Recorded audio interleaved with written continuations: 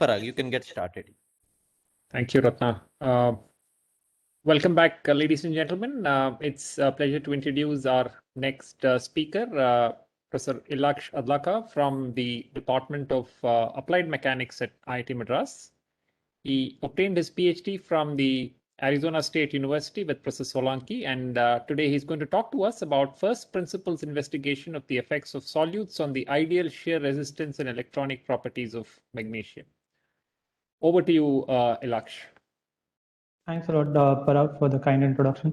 So thanks a lot to all the organizers, Ratna and Anand, for inviting me to this platform.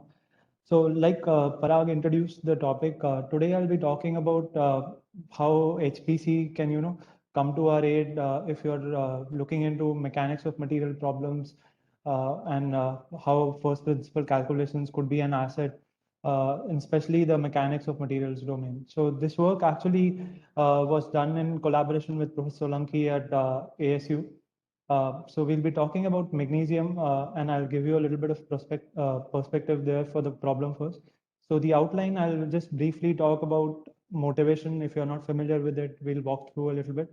And similarly, the background of why what we are going to discuss is kind of relevant to the development of advanced magnesium alloys and to be able to deploy them at a large scale. And then the computational methodology that goes into the first principle calculation. I'll give you a background on them. And I'll also talk about some of the challenges in how when you're designing a problem, especially at the small length scales of first principle, you have to be very careful about the problem that you're designing and how it can be resembling to what is reality or what is observed in experiments. So that is one of the key challenges that a computational research project needs to be very carefully curated by. And then the results in this topic will be specifically focused towards ideal shear strength.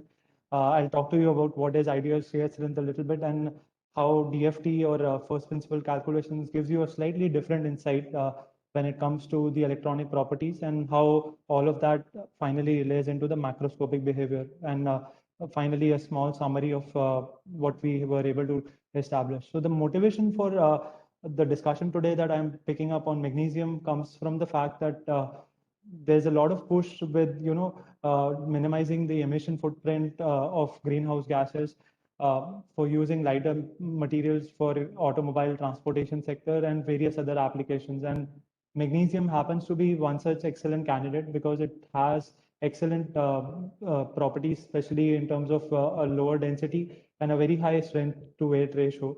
And it is also biocompatible. So a lot of your biological applications do bring in magnesium alloys for stents and other applications. So I'll just show you an image on the right hand side that is an automobile, and it's the font might be a little bit low for some of you, so just bear with me. The essential idea here is that if you start replacing individual parts or individual components of an automobile from the classical steels or aluminum alloys, and you start investing into building it entirely with magnesium alloys, the reduction that you see in terms of weight is going to be always around 50 to 30 and somewhere even 70%.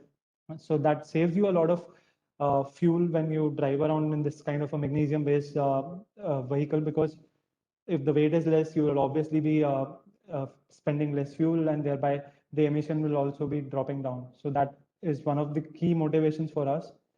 And the challenge for magnesium comes, however, the problem that we are going to talk about is mechanical in nature. The challenge for magnesium typically arises because at room temperature, the ductility of magnesium is kind of iffy when you talk about it. And why we are interested in ductility as such from experimental or from our research perspective is because if a material that is going to serve as a structural alloy is not ductile enough at room temperature, manufacturing it or machining it into the desirable shapes and form becomes a big challenge for us. So from a manufacturing point of view or from a processing standpoint, this becomes a big challenge that needs to be mitigated.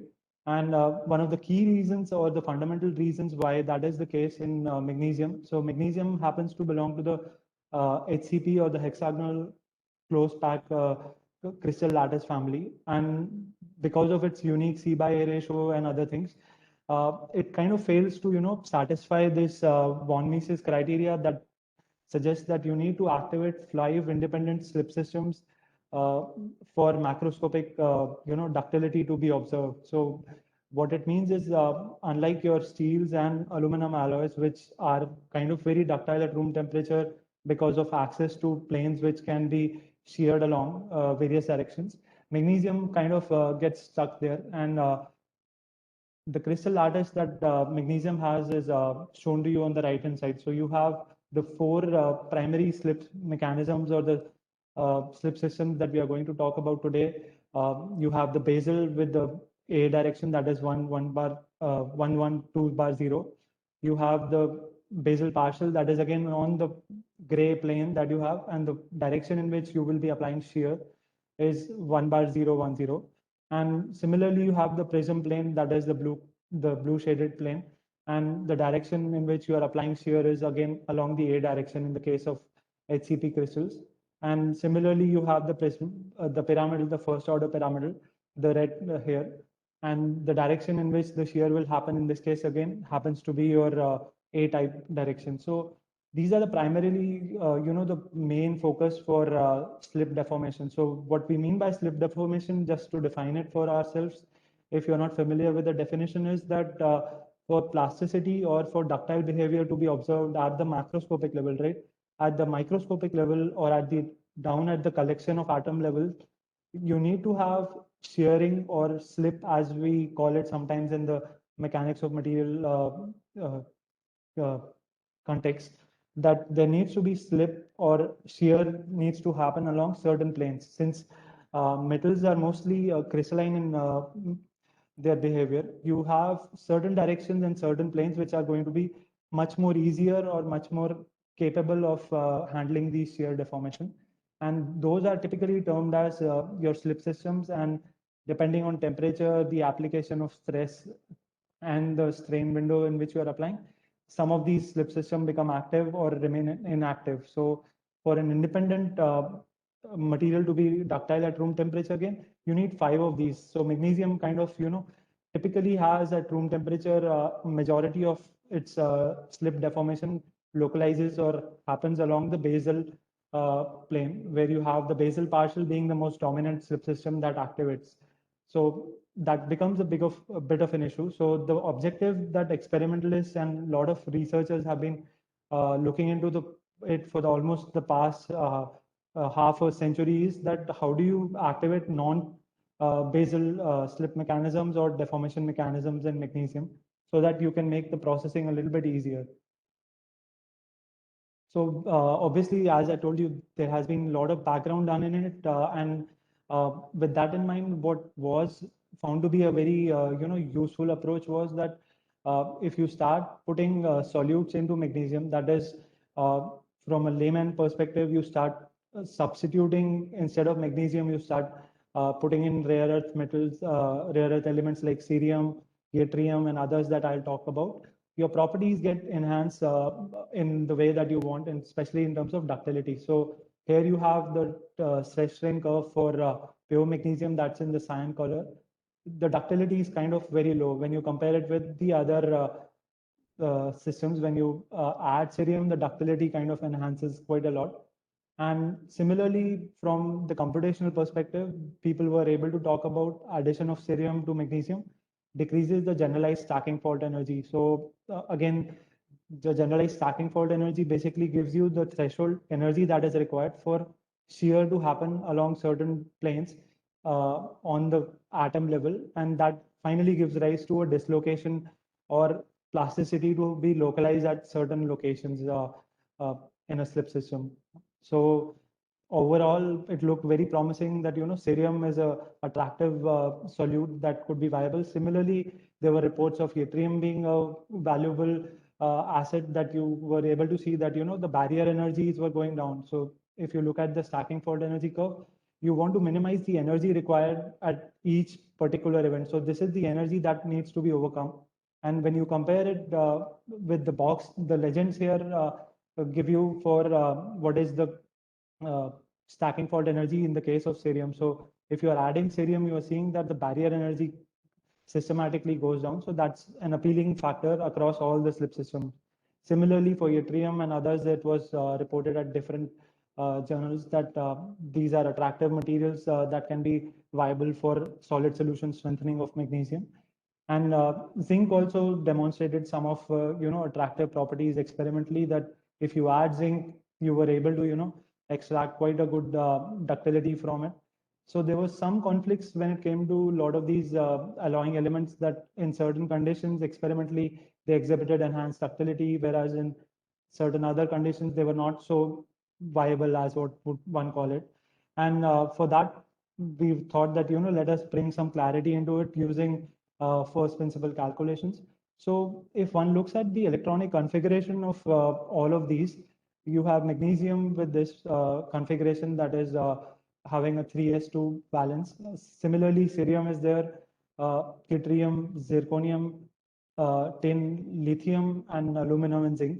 So these are all viable solutes that have been reported in experiments and in previous computational studies. So we picked them up and we thought that we'll start looking at them. Overall, what one needs to keep in mind is this study that we did was a few years back, and we are not comprehensive by any stretch of imagination. There are elements like calcium and all that have been shown to enhance ductility in much more better ways. So that is not covered here today. So with this in mind, the reason I talk about electronic configuration is when it comes to first principle calculation, what the difference lies with ab initio when it compares to finite element or any other method is you're actually solving the classical quantum mechanics equation of Schrodinger, and your basic need for doing that is you are interested in finding the valence electrons, how their influence is when the neighborhood is no longer homogeneous. So what I mean by that is if everything is a magnesium in a particular alloy, then the motivation is kind of diluted. But if you start adding solutes like cerium, yttrium, and all, these are all solutes that will be electronically, or their electrons will be interacting with magnesium at various stages, and they will be trying to form various kinds of bonds. So what is the effect from the bonding perspective or from the electronic perspective? For that, one needs to look at calculations like first principle or DFT platform, as it's more commonly known as. So for this, what we have done is we have used the VASP package, that is the Vienna ab initio simulation package, that performs DFT calculations. So DFT is again a smaller subset of first principle calculations. These are all trying to solve the classical Hamiltonian equation, that is the Schrodinger equation. And to give you the methodology, the reason I told you that when you decide that this is the problem you are going to study, it needs to be framed in a very clear way so that you don't encourage any error that makes it not very viable to be compared with experiments. For that reason, if you design the simulation cell in a very clear way, it helps you a lot. So what we have done is you have the equilibrium properties of magnesium that were calculated using orthogonal unit cell that is having 4 atoms. So here you have the 3 directions of magnesium. These are all orthogonal to each other, and you have 4 of these atoms. And what we were able to do was we validated before even beginning our research that the elastic properties, the size of the crystal and all match with what is being observed, and it is in the range of experimental observations before we start going ahead with our study. And we were able to validate all of that with a good amount of accuracy. So coming to what is ideal shear strength, when one talks about shear deformation or plasticity at the atom level, is the maximum shear resistance that a plane or a slip system offers to shear deformation. So it's a very good marker for what is the tendency of a particular alloy system or for a particular metal when it is being subjected to shear deformation. If the resistance, that is the ideal shear strength, is lower, then it means that it will be having a higher tendency to being ductile. And with that, we were able to design our simulation cell that was 3 times periodic. It was, I think, around 108 atoms along various slip systems. And what we did was we essentially added one solute atom by exchanging one of the magnesium atoms. And we were very careful to avoid solute-solute interactions. As I said, if you want to design a computational study, you have to be a little bit thorough in doing all of these things at the get-go itself. And these were the orientations that we chose for the various slip systems. So you have the basal, the prismatic, and the pyramidal. And with that, we kind of got started. And a little bit more about the details, you have the K-point mesh that is an essential ingredient of any first principle calculation. So these were set to this particular value, 16, 9, and 10 along your simulation cell directions of X, Y, and Z correspondingly. And we use the gamma factor, and we use the ionic relaxation using the quasi-Newtonian method. The energy convergence criteria was said to be very accurate in this case, 10 to the negative 6 electron volts. And similarly, we tried to minimize the forces also between each of these atoms. And we use the exchange correlation functions from GGA and PV. And what we essentially did was, once you have the simulation cell that was periodically replicated before beginning the study, we started applying incremental simple shear to all of these along the various slip directions that we were interested in. By increasing the magnitude of strains by 1% in each simulation, we relaxed the system, we observed the stress that we were getting, and we continued this exercise till the ideal shear strength was reached. So at the ideal shear strength, what you would normally see is that the stress will immediately drop off after you continue adding more and more shear strains to it. So these were the validations that I told you about earlier, that before even beginning the study, we validated that our setup was accurate, the simulation settings that we were using, the pseudo potentials and all those things were very accurate and reasonably matching with the experiments.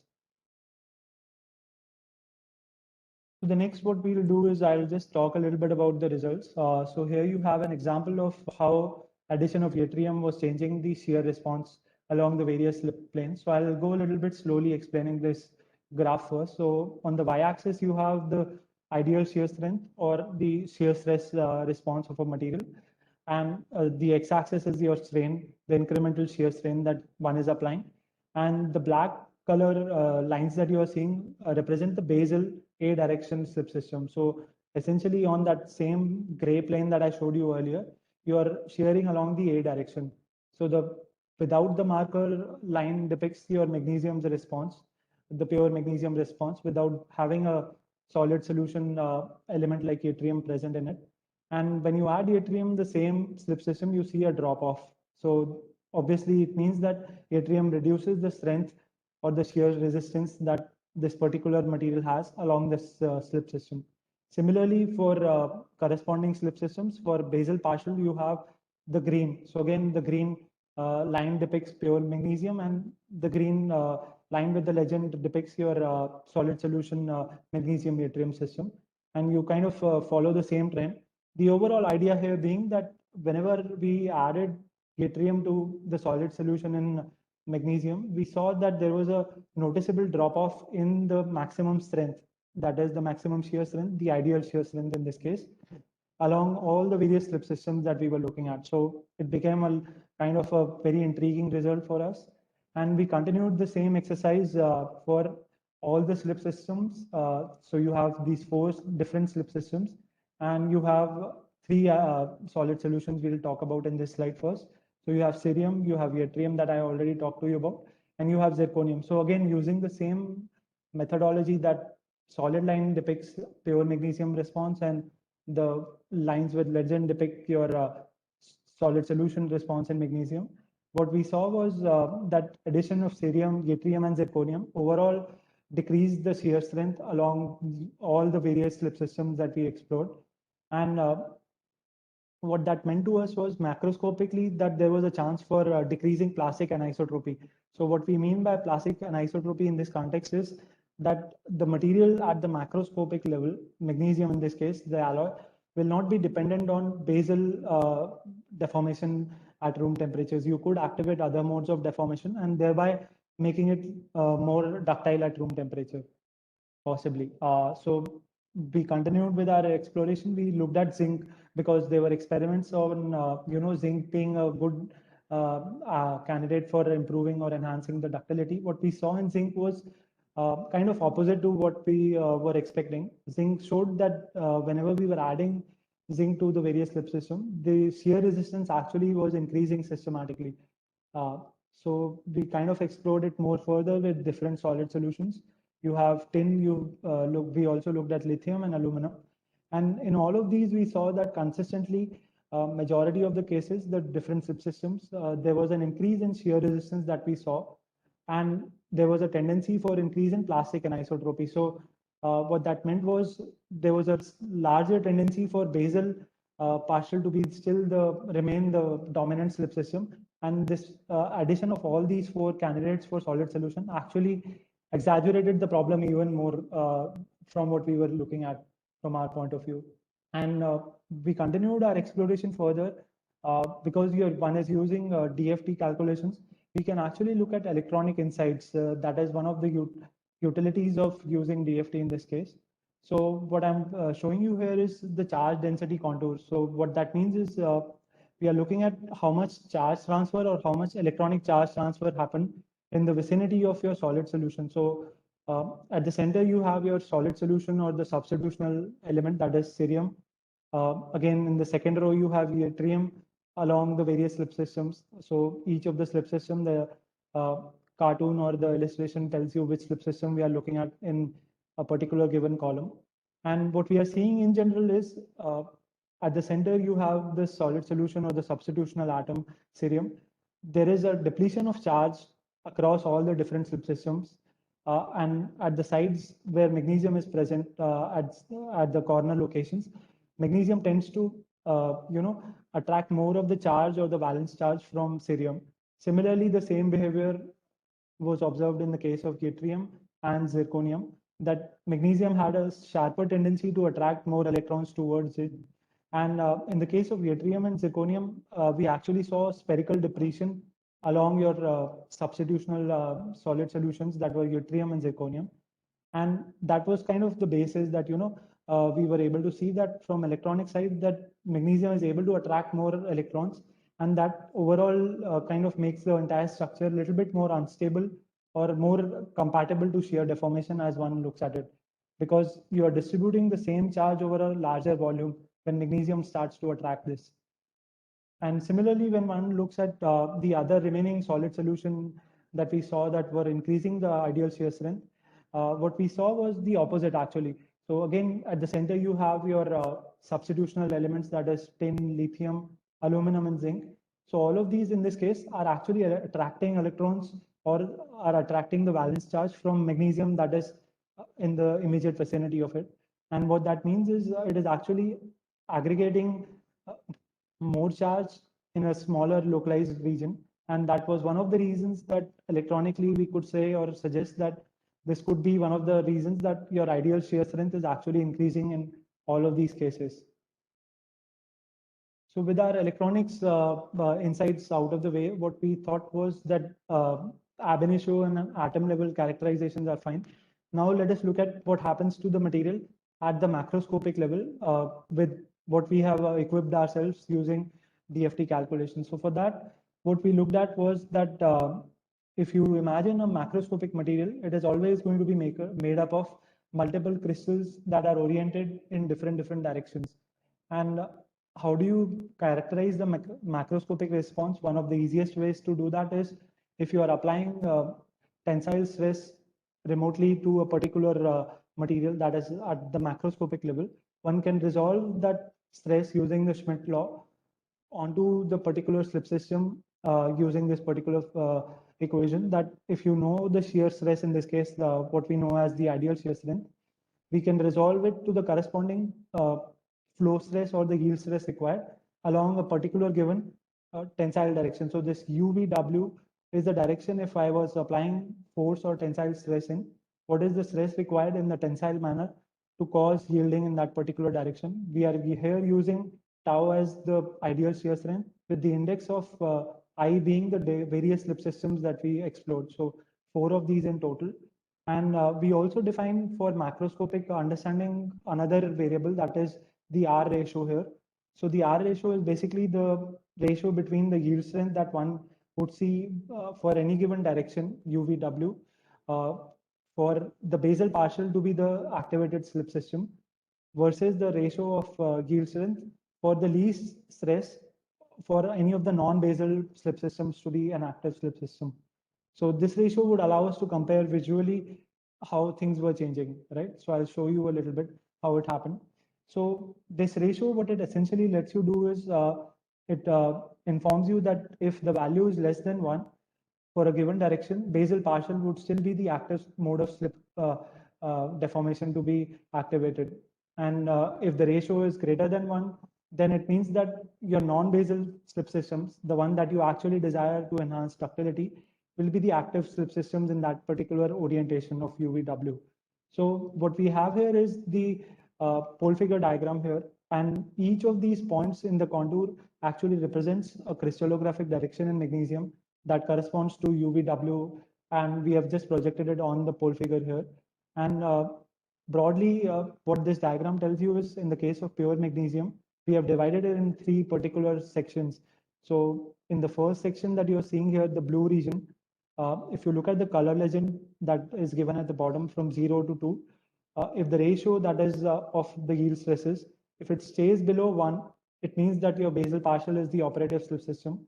That is the region 1 that we have characterized. So this entire region, all the orientations that one can think of, if one was applying tensile stress, you would still be seeing basal as the active slip system here. And the second and the third are corresponding to your prismatic and the pyramidal slip system being your active slip systems. And what we saw was when we add cerium, that's where things got a little bit more interesting for us. That if one adds cerium, you are now starting to eat up the white line that you show, that you would probably be able to see on the contour on this particular region and on the other side, actually tells you that now there are more orientations in magnesium.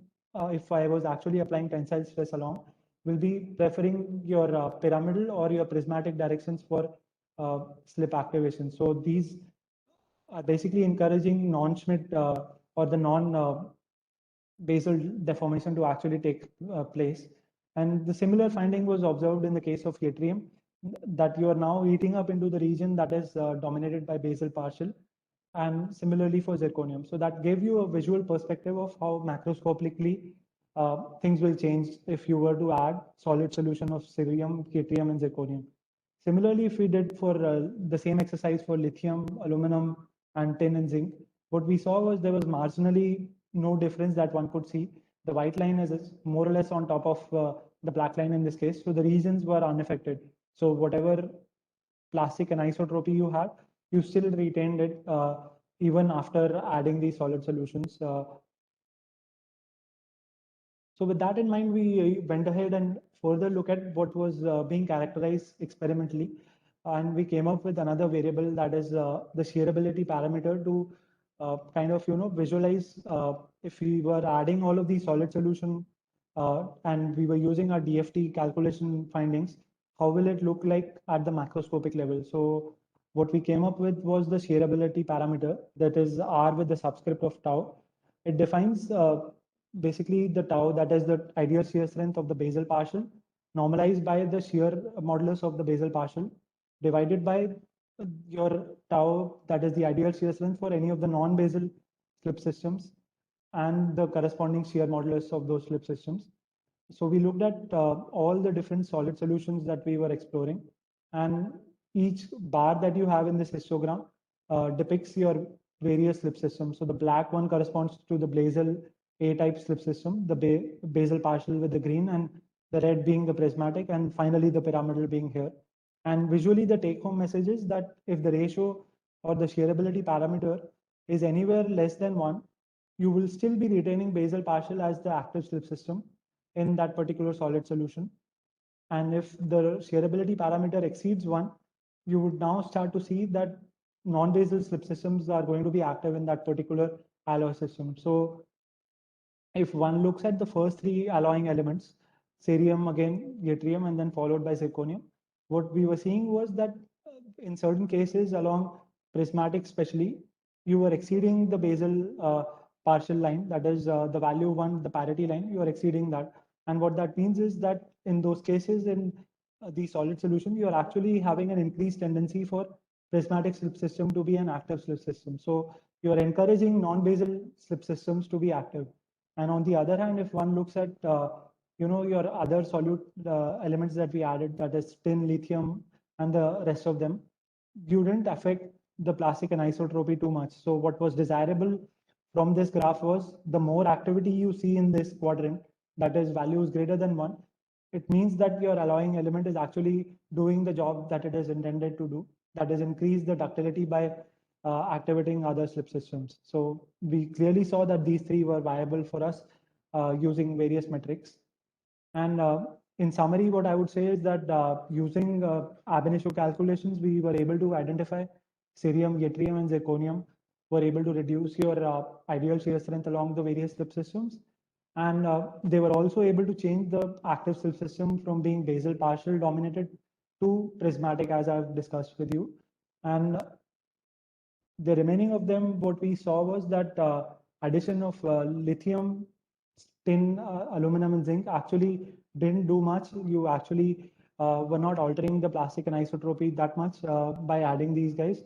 And that's why they were not attractive or would not be a viable candidate when it comes to alloying additions, especially in light of ductility, if one talks about. And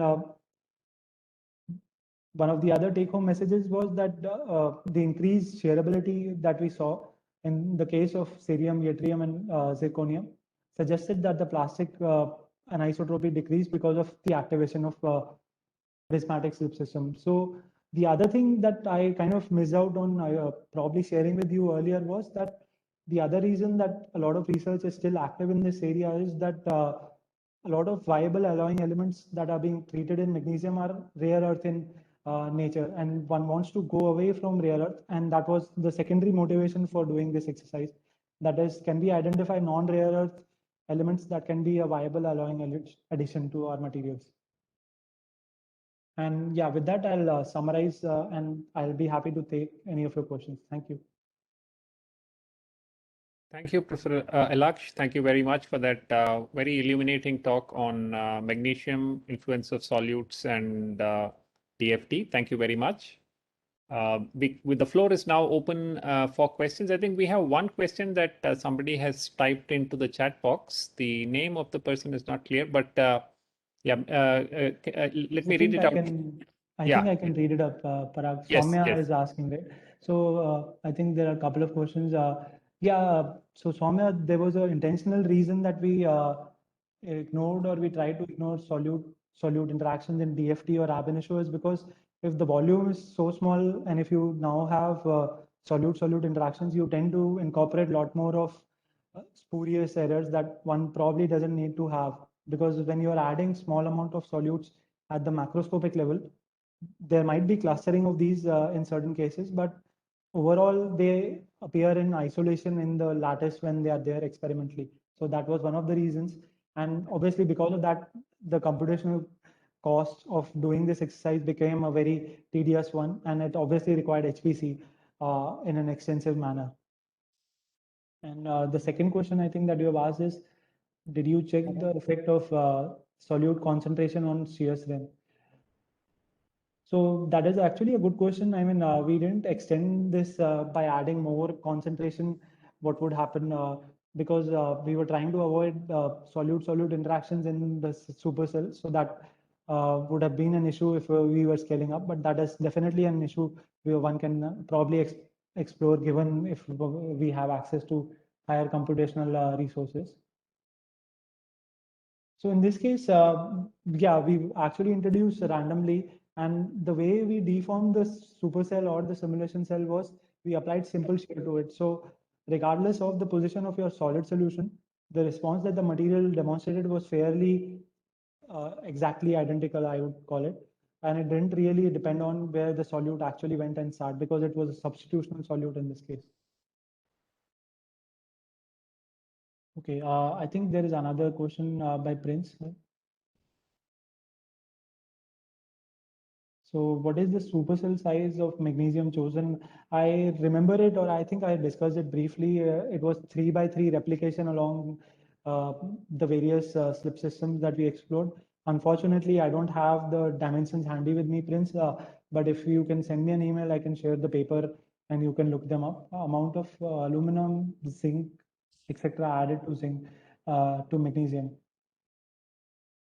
This one, I think these are all one solute. We added a single solute and the remaining of them were pretty much magnesium. In terms of numbers of atoms, I think they were probably around 100 to 108, I would say. I hope that answers your question. Laksh, there's one more question. It's under a different head. It says, please let me know how the twinning can be accommodated in simulation work, since twinning also plays a major role in deformation. Yeah, exactly.